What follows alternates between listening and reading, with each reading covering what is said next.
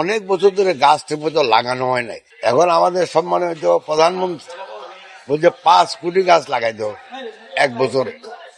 তো আমরা 5 কোটি গাছ লাগানোর জন্য যথাযথ প্রক্রিয়ার মাধ্যমে আমরা সামনের দিকে এগিয়ে যাচ্ছি। আশা করি আগামী মাসের 20 তারিখের ভিতর আমাদের এই 5 কোটি গাছ লাগানোর একটা কার্যকর প্রক্রিয়া আমরা বের করব। আর যেটা আপনি বলছেন, এখন গ্রামে যে গাছ সবসময় গাছ কাটিয়ে এসতেছে, আপনার শ্রমিক হিসাব তো আর আমি জানি না, এটা আমাকে দেখতে হবে একবার। এখন কথাটা হলো, গাছ তো আমাদের কাঠ তো সবসময় দরকার। আগে যত দরকার ছিল এখন তো এটা তো দরকার নেই। আগে তো ভাত পাক করতেও গাছ লাগতো, আবার ঘর বানাইতো, এখন তো আর সেটা নাই।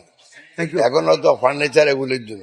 ঠিক আছে, তা আমার মনে হয় এগুলি আস্তে আস্তে সব ঠিক হবে।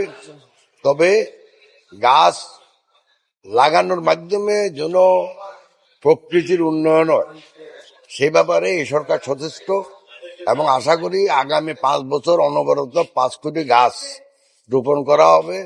সেটা পাহাড়ে লাগানো হবে, সেটা চরাঞ্চলে লাগানো হবে, সুন্দরবনে লাগানো হবে এবং বসত বাড়িতেও লাগানো হবে।